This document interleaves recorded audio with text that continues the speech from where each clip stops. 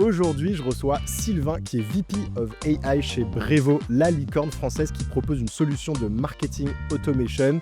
Sylvain va nous parler de son plus gros challenge de ces dernières années, à savoir monter l'équipe GenAI pour déployer des fonctionnalités dans le produit. Il va nous raconter la genèse de cette équipe GenAI, nous parler des premiers projets, des outils qu'ils ont adoptés, par exemple pourquoi ils utilisent LangChain.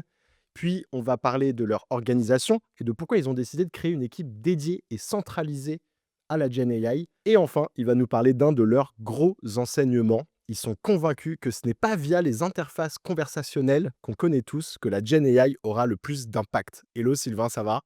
Salut, ça va? Merci de me recevoir. Vous souhaitez mettre en place Databricks? J'ai reçu Frédéric Forest sur le podcast, un expert de la solution. Il est venu nous faire une masterclass dans l'épisode 167. Dans quel contexte on met en place Databricks? À quoi ressemble une stack avec Databricks? Quels sont les avantages et les inconvénients de la solution? Tout y passe. Je vous mets le lien en description. Si vous souhaitez contacter Frédéric et vous faire accompagner sur des projets Databricks, je vous mets également son contact en description. Un immense merci à Datatory de sponsoriser DataGen.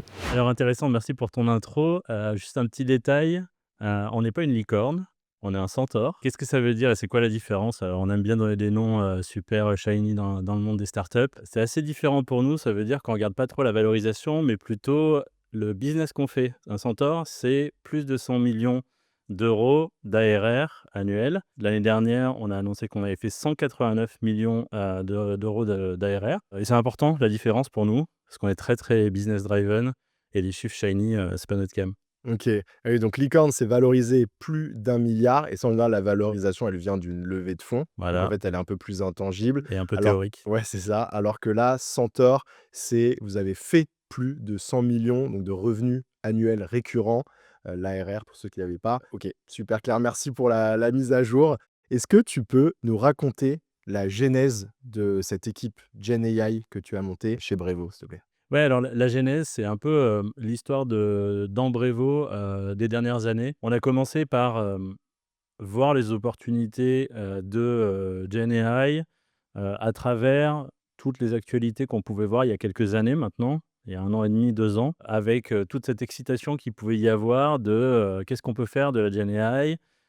Et évidemment, le premier sujet qu'on a vu dans le produit apparaître, c'est des sujets de génération de contenu. Donc comment est-ce qu'on pouvait apporter une aide à nos utilisateurs, pour générer du contenu, pour les aider en fait à produire leur contenu, sachant que donc Brevo, c'est une solution marketing tout en un pour les small et medium business. Qu'est-ce que ça veut dire? Ça veut dire qu'en fait, on s'adresse d'abord à des gens qui ne sont pas experts dans leur métier.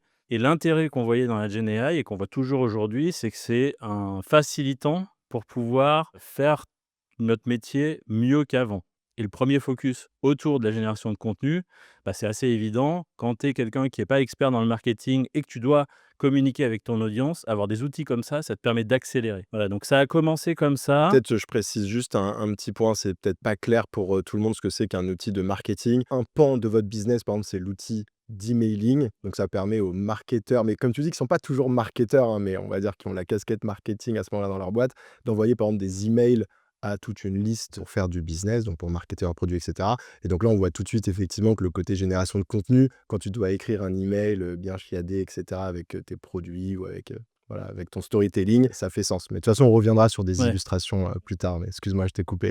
Non, non, pas de souci. Effectivement, notre objectif, c'est vraiment d'aider nos clients à gérer leurs relations clients, donc à communiquer correctement avec eux. Et du coup, on a une grosse opportunité, on va revenir dans le détail juste après, mais à aider nos clients plus facilement, à leur apporter cet aspect peut-être un peu aussi créatif qu'on peut avoir, un peu inattendu à travers ce qu'on peut faire de la Gen AI dans nos produits.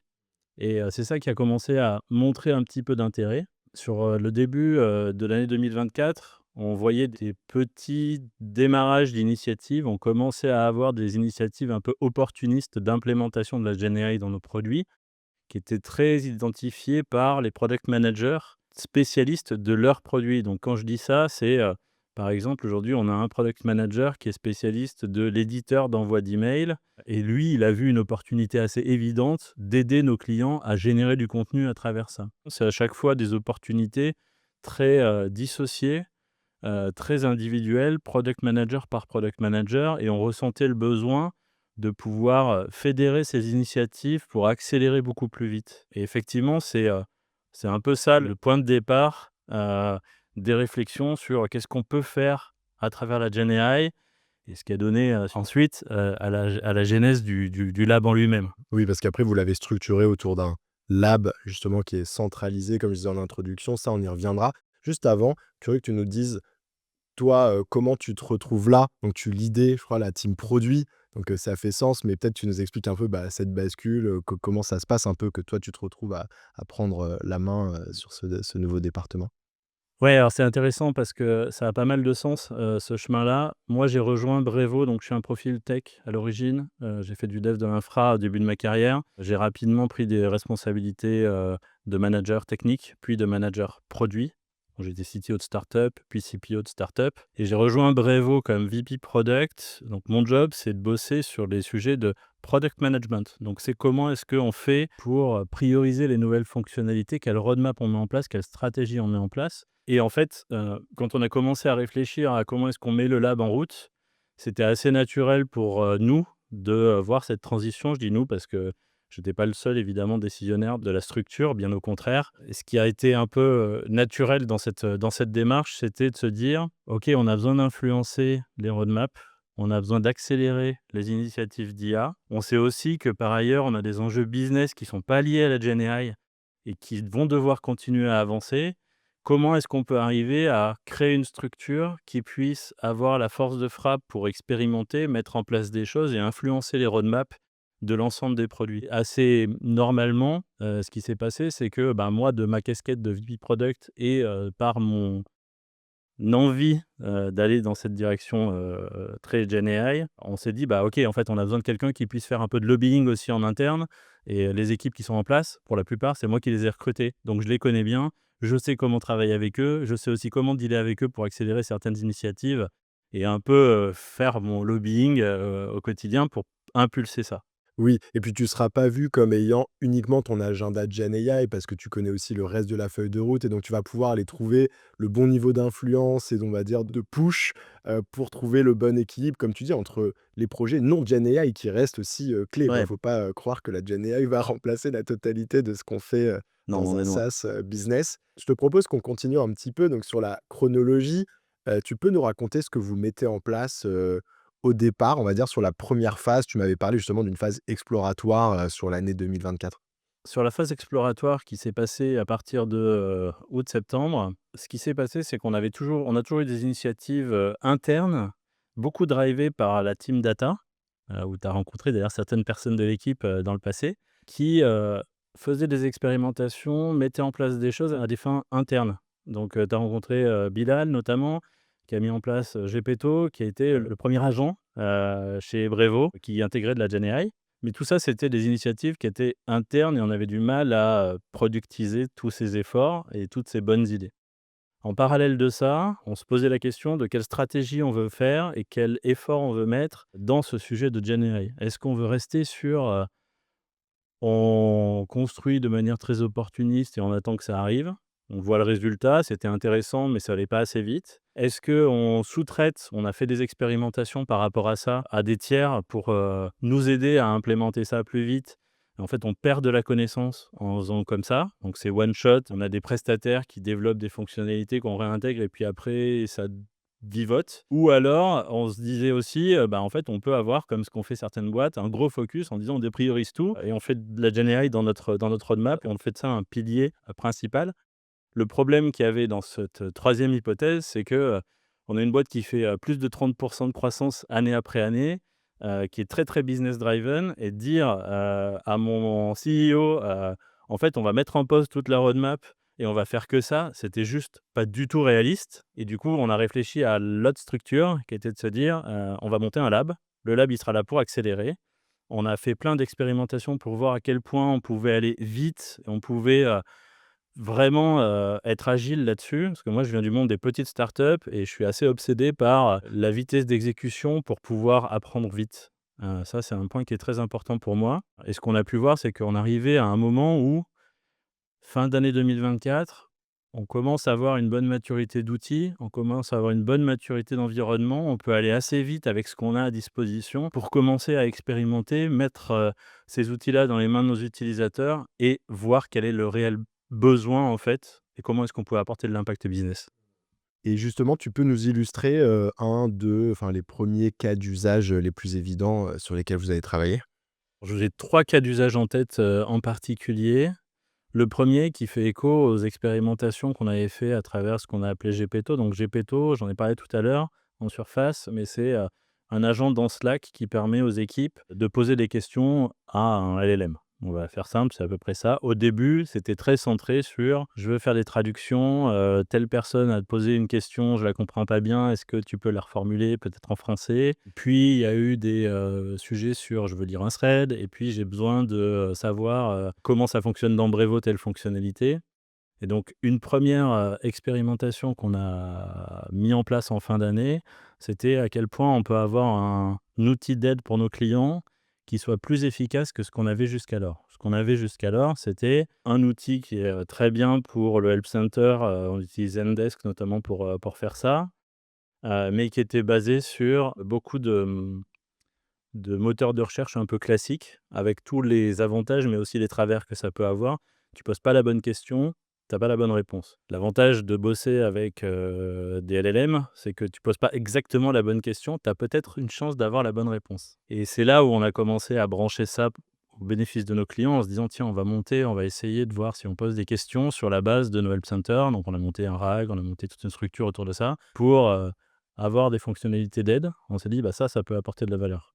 Les 2 autres expérimentations que moi j'avais fait en fin d'année, directement, c'était un gros sujet, dans notre outil, c'est comment est-ce qu'on arrive à améliorer l'import des bases de contact de nos clients pour qu'ils puissent ensuite les utiliser pour communiquer. Donc il y a des sujets de mapping un peu compliqués parfois. En tout cas, c'est un sujet qui est vite technique et comme je l'ai dit tout à l'heure, nos clients ne sont pas des experts. Donc comment est-ce qu'on arrive à aider l'utilisateur en comprenant et en fait, j'ai monté un POC où, tu prends un fichier, Excel, tu dis, «Qu'est-ce que je dois mapper, dans mon système?» et je suis capable de te suggérer que, ça, c'est un email, ça, c'est un nom, ça, c'est un prénom, là, cet attribut, tu l'as pas, tu dois le créer et on a monté quelque chose d'assez rapide. Alors c'était, sur un bord de table, juste pour voir si ça marchait, hein. Mmh. C'était vraiment quelque chose qui était très expérimental.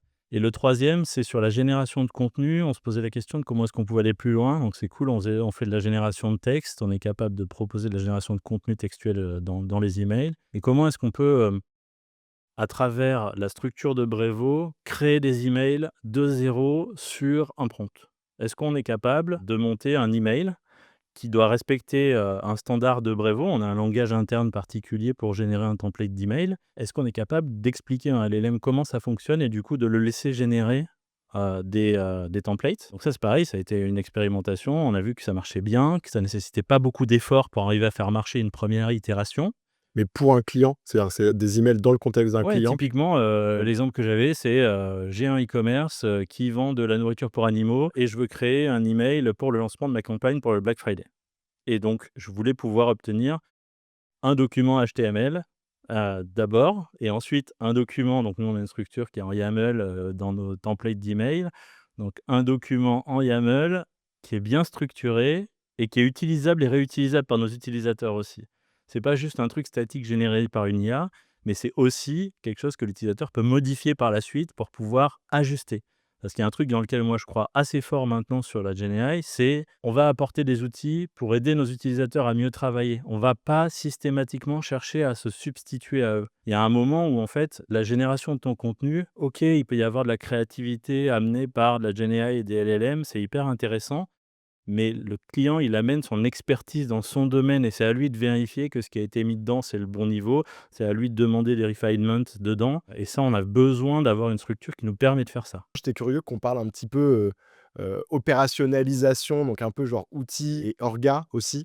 Donc peut-être outils dans un premier temps, tu peux nous expliquer un peu quel est votre stack Gen AI, comme je l'appelle de temps en temps, quelles ont été on va dire les grandes briques que vous avez mises en place?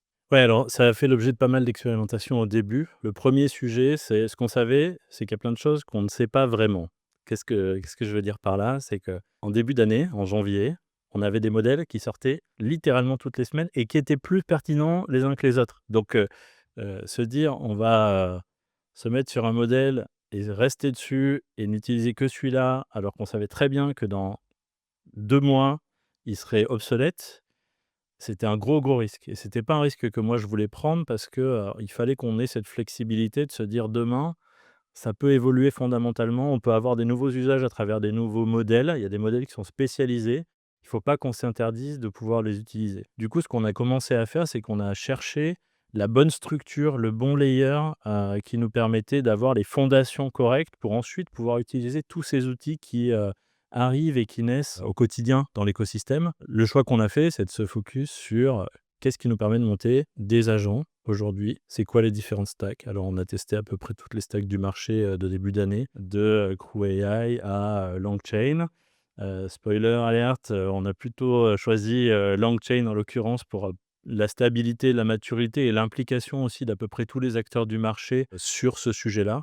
On sait qu'aujourd'hui, typiquement, il y a eu des annonces il y a quelques semaines maintenant de Agent to Agent fait par Google. Day one, LangChain était parmi, les frameworks qui supportaient ça. Ce qui pour nous rassure parce qu'on se dit: «OK, en fait, on a le framework qui nous permet de suivre toutes les évolutions et qu'on ne sera pas bloqué dans 6 mois par le fait que, ils sont à la traîne ou ça évolue pas assez vite». Ça, vu le niveau de développement en plus des frameworks, c'est peut-être ça le plus important parce que tous les outils, ils vont évoluer, ils vont changer, ils vont rajouter des choses.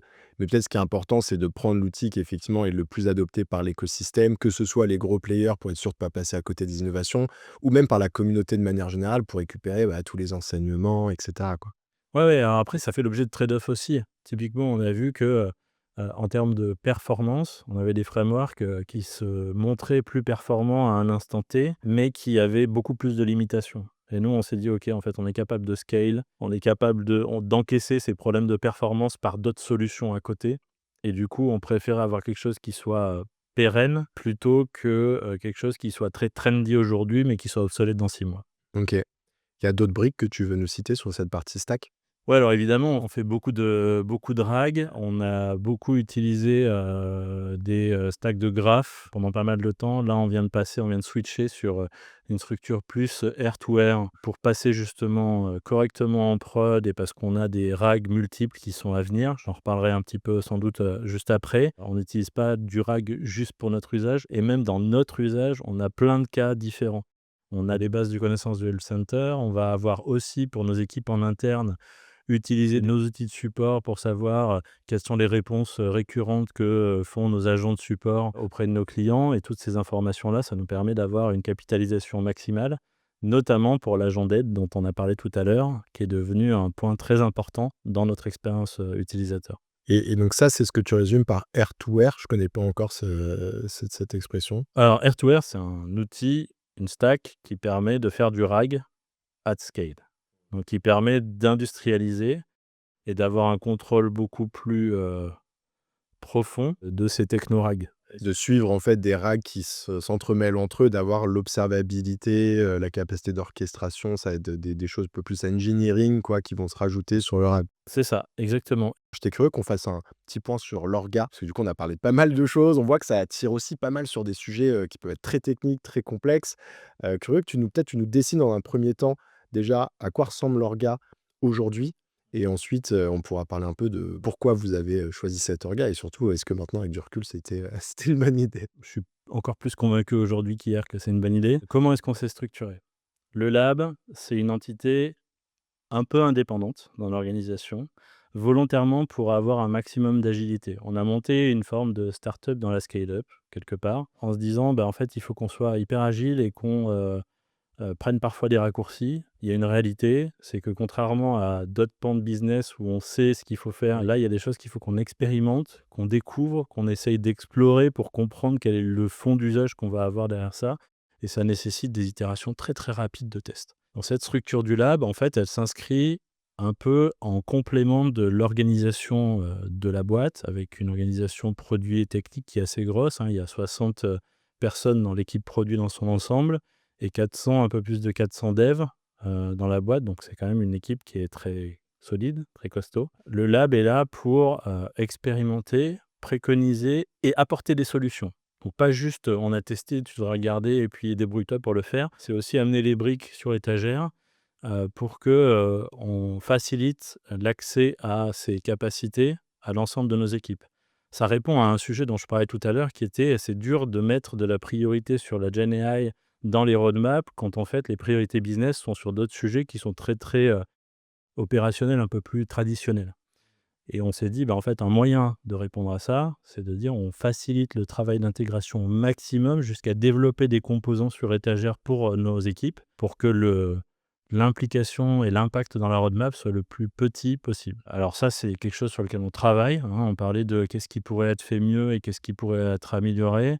On apprend au fur et à mesure comment est-ce qu'on peut arriver à, dans une organisation aussi complexe, avec une stack qui est aussi assez complexe, apporter un maximum de solutions. Ce qui nous amène à la question de, humainement, comment est-ce qu'on est structuré aujourd'hui? Parce que ça a des impacts sur comment est-ce qu'on exécute ça. Aujourd'hui, on a 2 pôles d'expertise principaux et un troisième qui est plutôt du support. On a un pôle d'expertise qui est très, agentique, d'accord? Donc c'est comme ça qu'on l'a appelé parce que la stack qui est en place, c'est vraiment une stack agentique. C'est, notamment, l'idée par Bilal que tu as déjà rencontré. L'idée, c'est d'avoir, des experts plutôt AI engineer slash data scientist, la frontière entre les 2 étant assez ténue, pour mettre en place tout ce qui va être, background processing, donc tout ce qui va être travail de fond, comment est-ce qu'on fait travailler les agents, comment est-ce qu'on les fait collaborer entre eux, comment est-ce qu'on ajuste les prompts en fonction du besoin, comment est-ce qu'on connecte les bons RAG en fonction des agents et comment est-ce qu'on monte nos tools. Le deuxième pôle d'expertise, c'est plutôt engineering qui va faire le pont entre justement ces outils back d'agents et comment est-ce qu'on le transforme dans le produit. Et cette équipe, elle est vouée à se structurer, à grandir, pour justement pouvoir bâtir des composants, à destination, des autres équipes. Et ça, c'est des choses sur lesquelles on travaille aujourd'hui. Là, je recrute pas mal de monde sur ces sujets-là, parce que c'est vraiment le bridge entre les 2. Le troisième pôle de compétences qu'on a aujourd'hui, dont j'ai parlé tout à l'heure, c'est, plutôt la partie, product management. Donc il y a un sujet qui est important quand on veut productiser tout ça, notamment chez nous dans notre organisation où on a un pôle de product management qui est important. Alors moi j'ai un biais parce que je viens de ce monde-là aussi, hein. C'est qu'on a besoin de gens qui font l'interface, qui comprennent le besoin, à la fois le besoin des clients, à la fois le besoin de nos équipes, parce qu'on a des product managers qui sont des super experts sur leur verticale et qui sont capables de nous expliquer qu'il y a des opportunités à tel endroit, qu'eux, ils ont peut-être pas le temps de le traiter, mais que ce serait vraiment bien qu'on avance dans ce sens-là. Et mon product manager qui est en charge de ça, son but, c'est vraiment de capter les besoins, capter les impacts qu'on pourrait apporter, et on travaille ensemble sur comment est-ce qu'on bâtit notre roadmap du lab pour qu'elle fit avec la roadmap des autres équipes, pour qu'on essaye de voir comment tout ça, ça s'intègre et comment est-ce qu'on arrive à pousser de la Gen AI partout dans les roadmaps avec le moins d'impact possible opérationnel pour les équipes techniques et produits classiques de Brevo. Et quels vont être les ordres de grandeur? À peu près combien de personnes aujourd'hui? Tu disais aussi que tu recrutais pas mal de monde. C'est quoi un peu la projection, la vision, juste pour qu'on voit à peu près de combien de personnes on parle? Aujourd'hui, on est 6, OK. donc petite équipe. C'est extrêmement volontaire. Moi, je crois beaucoup au fait que, plus on est petit, plus on va vite. Néanmoins, l'exercice a des limites. Donc on voit qu'on recrute un petit peu pour justement, passer le cap. L'objectif qu'on s'était donné cette année, ça a été d'arriver jusqu'à une vingtaine de personnes dans l'équipe. Je ne sais pas si on ira jusque-là, pour les raisons que j'ai évoquées. Parce que 20 personnes, ça implique aussi des changements structurels. Ça implique aussi peut-être un peu plus de ritualisation de certaines choses. Et mécaniquement, ça nous ralentit un peu aussi. Donc moi, ce que j'essaye de faire, c'est d'aller le plus vite possible avec la plus petite entité possible. Et puis, on est plus fédéré quand on est 10 que quand on est 20. C'est plus facile, en tant que manager aussi, d'avoir tout le monde autour de soi quand c'est comme ça. Bah, c'est la fameuse, pizza team de Jeff Bezos, hein. Il disait tout le temps, que l'équipe idéale, c'est une équipe qui peut se partager une pizza ou 2 pizzas, je sais plus, Ouais, qu'une c'est équipe à tout peu près pizza de 8 team. personnes. Et aujourd'hui, vous en êtes où? Quels sont, peut-être les résultats ou un peu les gros enseignements, que vous avez eus? Ouais, alors le lab a été monté en janvier. On a lancé vraiment nos premières initiatives au public le 3 avril. On a lancé aussi une identité générale qui s'appelle Aura, qui vient en fait embarquer toutes les initiatives existantes et les nouvelles sous une même identité graphique pour que l'utilisateur soit pas perdu, qu'il retrouve bien le fait que ça utilise de l'IA par opposition avec des fonctionnalités plus classiques, ce qui lui permet d'orienter aussi ses usages en fonction de ce qu'il veut faire. L'objectif, c'était d'aller assez vite, hein. On a passé 2 mois et demi pour arriver à lancer cette première stack. Et là, on vient de passer 2 mois et demi sur beaucoup d'apprentissage, des ajustements aussi dans le comportement, notamment le comportement de nos agents. Alors plein d'apprentissages par rapport à cette période. Le premier, c'est que, je pense qu'on a le bon timing. J'étais peut-être un petit peu critique en fin d'année dernière sur est-ce qu'on est bien au bon timing? Est-ce qu'on n'est pas un peu en retard sur le marché? Je pense qu'on n'est pas du tout en retard parce qu'on arrive à un moment où, les technos qu'on utilise sont beaucoup plus matures et ça, c'est vraiment important, parce que je pense que c'est ce qui nous permet d'aller très, très vite aujourd'hui.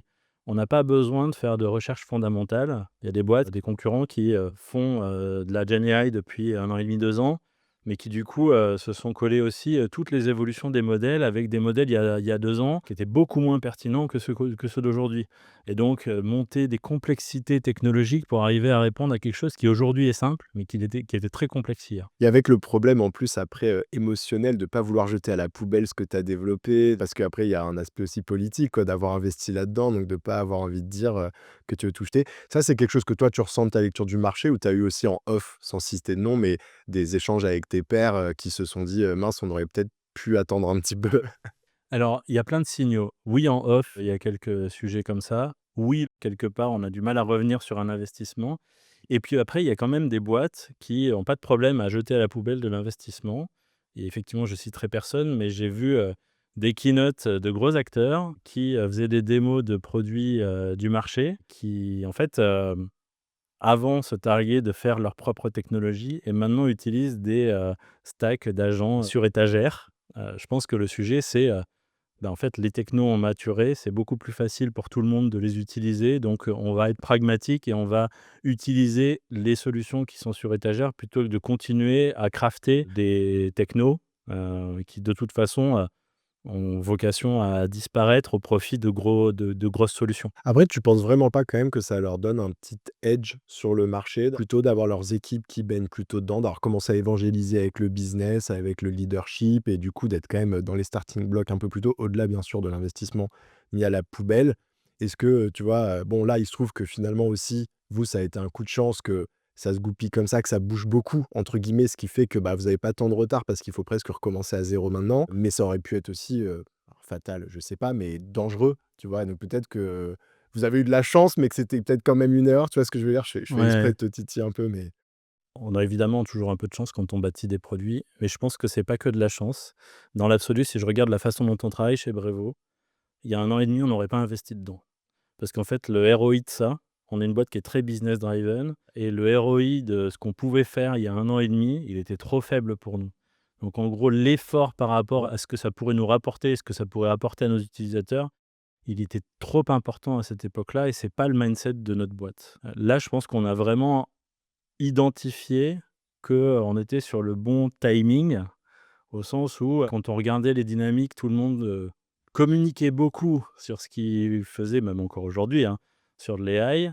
Quand on regarde dans le détail, c'était pas aussi, pertinent que, ce que c'était communiqué. Parce qu'il y a un gap énorme à franchir, là où aujourd'hui, c'est quand même beaucoup plus simple. Et aujourd'hui, en fait, on a une équation qui est très héroïste, donc qui est très rentable pour nous. On peut passer de l'effort, on sait exactement quel est le bénéfice à l'utilisateur. Ce qu'on explore un peu plus, c'est, le modèle économique qu'on met en face, parce qu'on a plein de pistes qu'on veut explorer.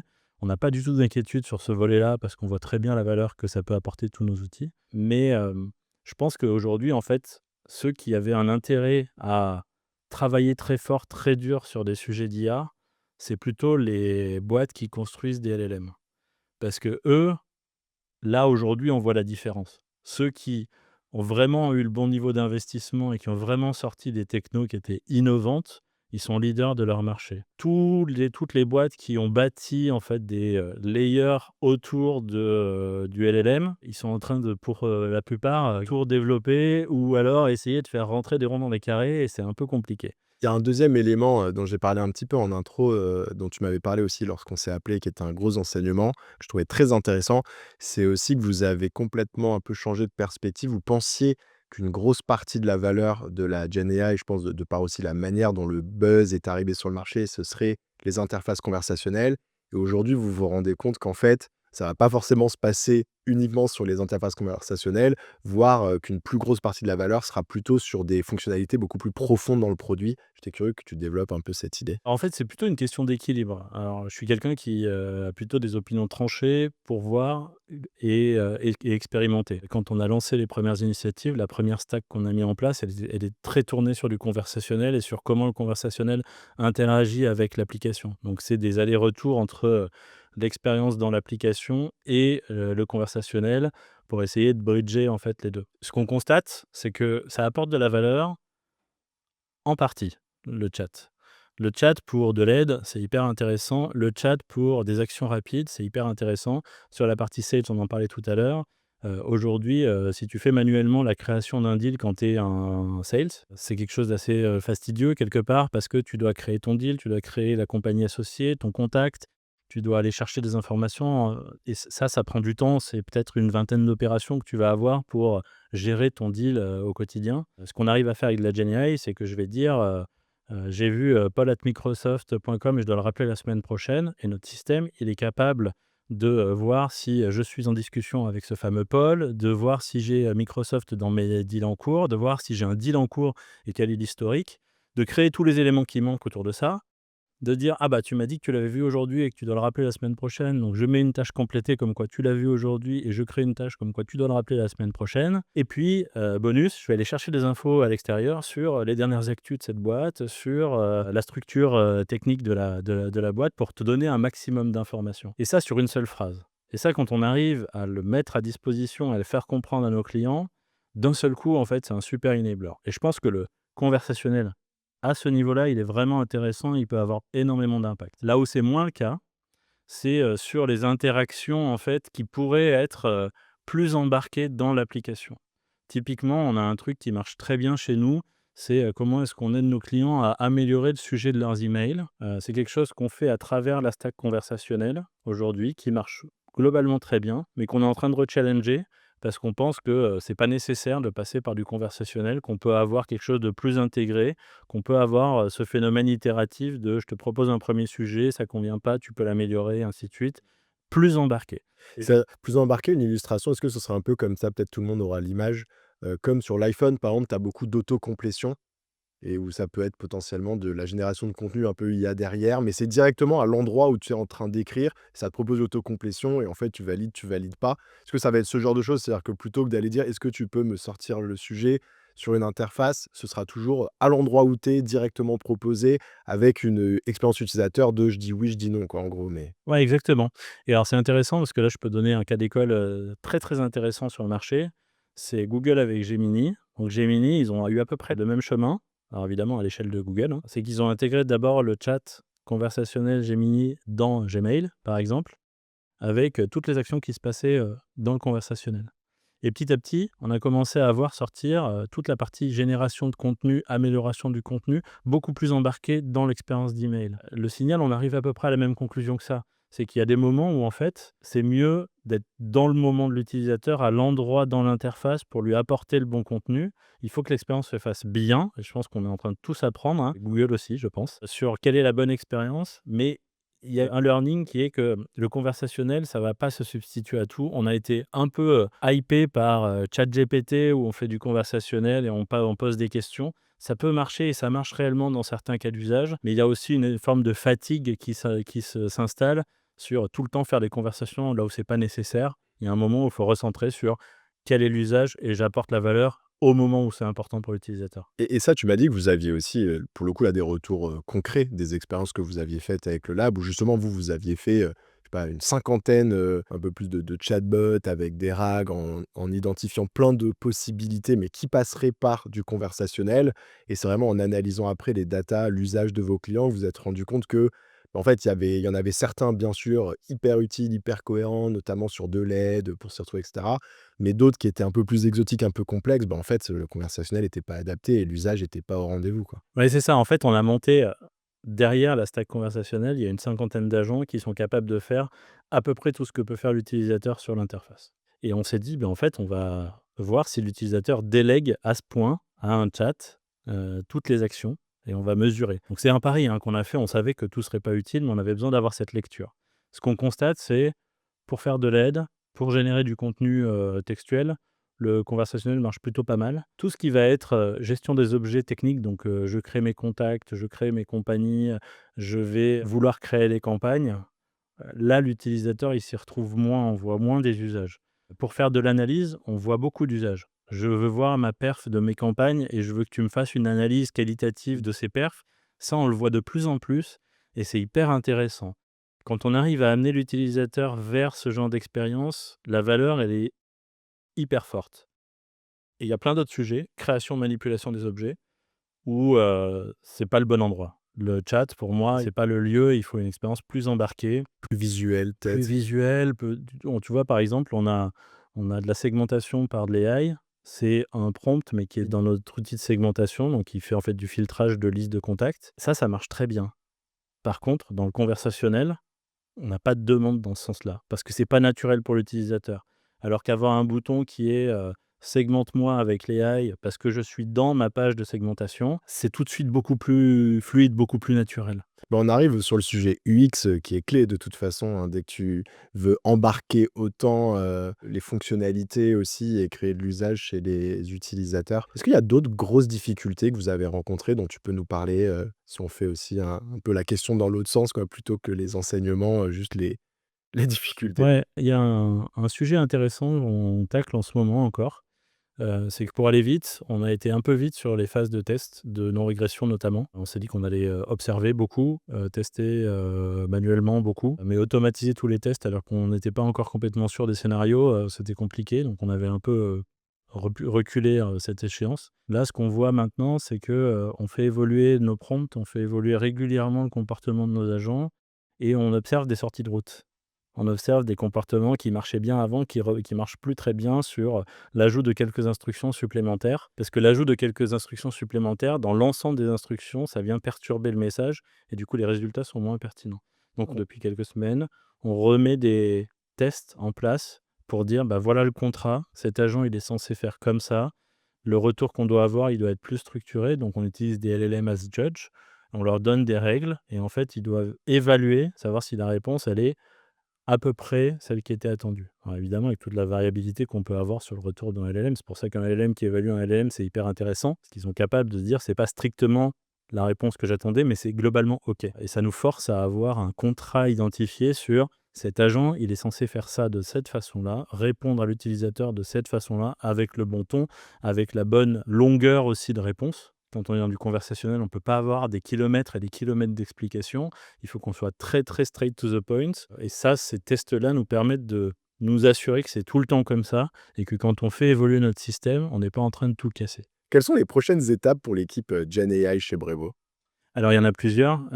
La première, c'est on travaille toujours à mieux s'intégrer dans la relation qu'on a avec le reste des équipes pour accélérer toujours et trouver le bon équilibre entre, on va vite, mais on arrive à intégrer ça dans nos produits. On travaille aussi beaucoup à rester très autonome, donc les recrutements qu'on fait des ingénieurs, ils sont aussi là pour venir aller modifier directement l'applicatif de Brevo sans dire qu'on délègue cette responsabilité à d'autres. Ça, c'est des sujets très, très structurels. On a un gros sujet, on en a parlé tout à l'heure sur l'UX, sur travailler sur comment est-ce qu'on arrive à avoir une UX plus embarquée. Et ça fait partie des très, très gros milestones pour nous. Et puis, en gros, on a un sujet de scale là. Donc, on commence à avoir des super apprentissages et on va devoir accélérer. Donc, ça passe par un recrutement d'une équipe un petit peu plus grosse. Encore une fois, hein, on va essayer de border ça au plus court et avoir un bon impact utilisateur. Donc s'assurer qu'on a un impact maximal pour nos utilisateurs sur toutes les verticales où la GenAI fait du sens. On n'adressera pas toutes les verticales chez nous, on en a beaucoup, il y a beaucoup de produits différents, mais se focus sur comment est-ce que on apporte de la valeur en simplifiant, voire supprimant des étapes pour nos utilisateurs. Ça, c'est notre premier objectif. Et quand on ne peut pas supprimer du travail de l'utilisateur, lui donner le bon niveau d'information, c'est hyper important pour nous. Globalement, on est vraiment drivé par ça. La finalité, c'est il faut que ça apporte de l'impact au quotidien de nos utilisateurs. L'AI Shiny, c'est pas notre cam, c'est pas la mienne. L'objectif, c'est vraiment de se dire ce qu'on développe, ça va apporter à nos utilisateurs, que ce soit un truc qui fonctionne tout seul. On a des agents qui commencent à tourner en background pour faire de l'enrichissement de data, des choses comme ça. Ça, c'est un peu le Graal pour nous d'avoir des agents qui sont complètement autonomes. Et puis, pour ce sur quoi on sait qu'on ne pourra pas être complètement autonome, c'est arriver à donner le juste niveau d'information pour que l'utilisateur puisse valider ce qu'il a à faire, typiquement dans la création de contenu, avoir une phase de validation où l'utilisateur, il a presque plus qu'à cliquer sur un bouton pour dire « je suis d'accord » ou faire ses ajustements et c'est parti et on a fait 90% du job. Écoute, Sylvain, on arrive sur les dernières questions. Est-ce que tu as une recommandation de contenu à partager à nos auditeurs?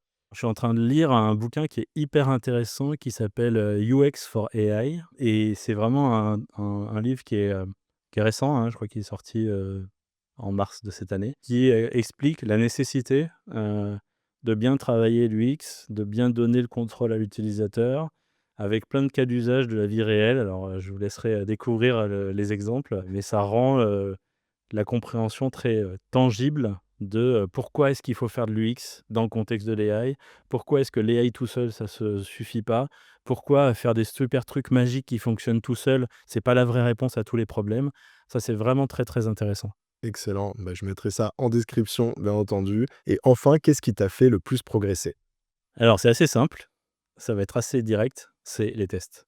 En fait, depuis toujours, et c'est vrai pour la Gen AI, mais c'était vrai de toute façon avant dans tout ce que je faisais, je trouve qu'on progresse quand on teste. Ça, c'est un truc et il faut itérer vite pour arriver à évaluer très très vite si on apporte de la valeur. Faire des longues études qui prennent du temps pour savoir si vraiment la fonctionnalité qu'on veut mettre en place, elle sert à quelque chose, je crois de manière assez modérée à ce modèle-là.